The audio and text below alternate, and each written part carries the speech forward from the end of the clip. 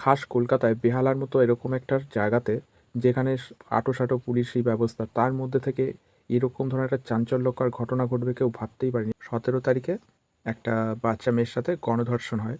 কোনো নিউজ চ্যানেলে কোথাও এই বিষয় নিয়ে কোনো আপডেট দেখতে পাওয়া গেল না।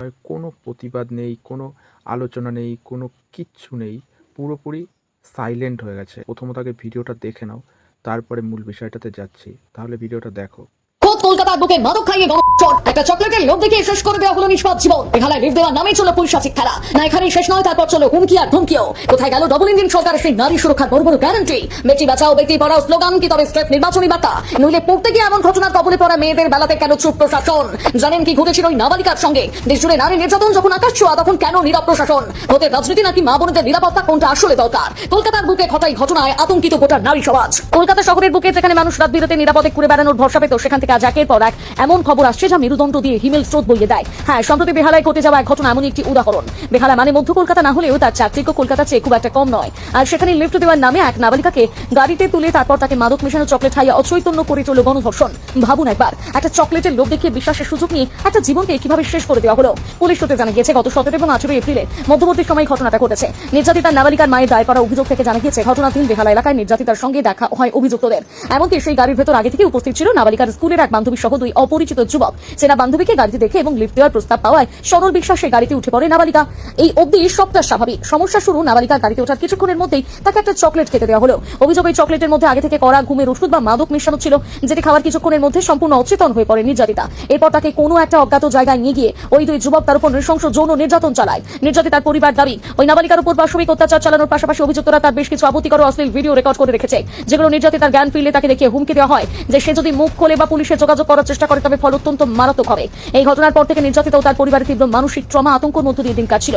তাছাড়া লোকলজ্জার অভিযুক্তদের হুমকির ভয়ে ঘটনার পরেও থানায় গিয়ে এফআইআর দায়ের করতে পারেনি তারা। কিন্তু অবশেষে মানসিক ধাক্কা কাটিয়ে উঠে বুধবার সরসুনা থানায় লিখিত অভিযোগ দায়ের করে নাবালিকার মা।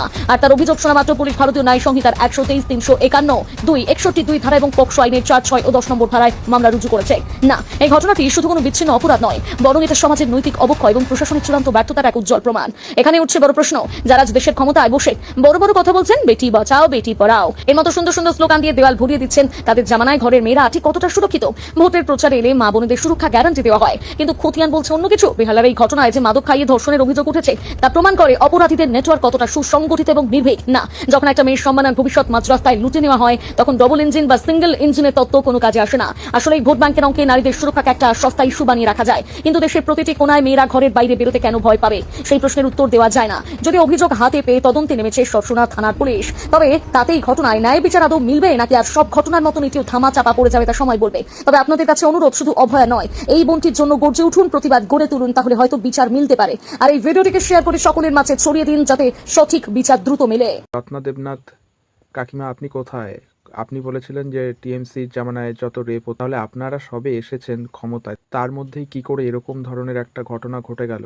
এখন কি এই 11 বছরের নাবালিকার জন্য কোনো কি রাত দখল হবে না?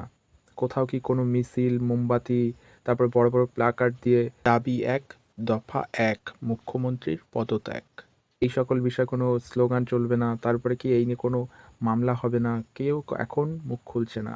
আর রত্না দেবনাথ কাকিমা তো খুব ভোটে জিতলে আপনি এ সকল বিষয়ে, মানে আমাদের পশ্চিমবাংলাতে এই সকল জিনিস আর ঘটবে না, বিজেপিকে ক্ষমতায় আনুন। ভোটের আগে তো বিজেপি কত কথা বলেছিল নারী সুরক্ষার ব্যাপারে, তা রাত 12টার পরে নাকি আমাদের মেয়েরা সেফ নেই ওয়েস্ট বেঙ্গলের। তাহলে এখন তো বিজেপি সরকার ক্ষমতায়। তো বলতে চাই কাকিমা, আপনি এখন কোথায়? আপনাকে তো কোনো নিউজ মিডিয়া চ্যানেলে একটা জায়গা তো আপনাকে কথা বলতে দেখছি না। আপনি কি অদৃশ্য হয়ে গেলেন? মানে কি ভোটে জেতাটাই ছিল কি আপনার মূল উদ্দেশ্য? ভোট হয়ে গেছে, ওনার আর কোনো খবর নেই। এই নিয়ে কেউ কোনো মুখ খুলছে না। এটা যদি টিএমসির আমলে হতো তাহলে দেখতে পেতে মিডিয়াতে বড় বড় হাইলাইট করে, বিশেষত হচ্ছে রিপাবলিক বাংলা, ওটা তো ওরা বেশি হাইলাইটেড করতো। এখন ওরাও চুপচাপ, কারণ কি ক্ষমতায় বিজেপি চলে এসছে। এখন মিডিয়াতে এই সকল বিষয়ে আলোচনা হবে না। কোথায় কি দেখিয়ে বেড়াচ্ছে রিপাবলিক বাংলায়?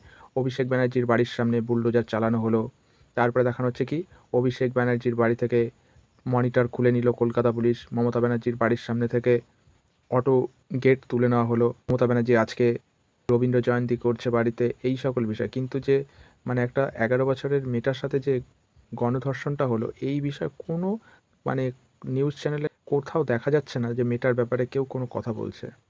কী দিন এলো! সবাই ভাবলো যে কি বিন্দু মাত্র অনুশোচনা কাজ করছে না, তারপরে কি অভয়ের মতো আর কেউ পথেও নামছে না, কেউ মিছিলও বার করছে না। আর মিডিয়ারা তো পুরো চুপ হয়ে গেছে। বা মিডিয়া বাহ, এর জন্যই তো বলি বিজেপির গদি মিডিয়া। টিএমসির অন্যায়গুলোকে দেখিয়ে দিতে পারে, কিন্তু বিজেপির অন্যায়গুলোকে এরা ঠেকে ধামাচাপা দিয়ে রাখে। বুঝতে পারছি যে এই কেসটাও হয়তো মানে এটা নিয়ে কোনো আন্দোলন হবে না, এটা নিয়ে হয়তো যে দুজন তাদেরও হয়তো সাজা হবে না, কলা রুচিয়ে ঘুরে বেড়াবে লোকের সামনে দিয়ে। বারে ওয়েস্ট বেঙ্গল, দিদি এতদিন ক্ষমতায় ছিল, এরকম ধরনের জিনিস কমই ঘটেছে। দিদি সরে যাওয়ার পর থেকে একটার পর একটা, কোথাও হকার উচ্ছেদ, কোথাও বাড়িঘর ভেঙে দেওয়া হচ্ছে, কত ধরনের জিনিস দেখব, কিছু বলার নেই। কি আর বলবো, দেখে যাই, কিছু করার নেই, কারণ মুখ খুললেই তো আবার তো জেল যেতে হবে। কারণ কি বলে দিয়েছে বিজেপি সরকারের উপরে কোনো ধরনের কথা বলা যাবে না, অন্যায় দেখলেও চুপ করে থাকতে হবে, ভালোটা দেখলে বলো, কিন্তু অন্যায়ের বিরুদ্ধে যে মুখ খুলেছে তাকেই কারাবাস করতে হবে।